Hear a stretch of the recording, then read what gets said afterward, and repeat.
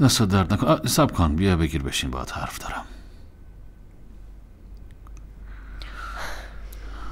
تو چرا انقدر تو خودتی؟ برادر اخلاق حرفی بهت زده؟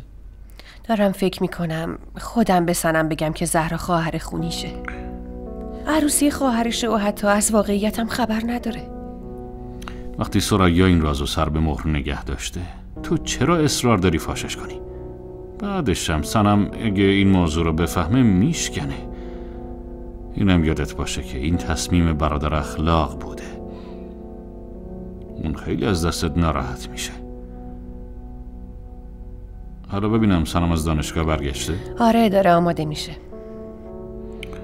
تو هم دیگه زودتر برو، آماده شو، داره دیرمون میشه، عجله کن. خیلی خوب باشه.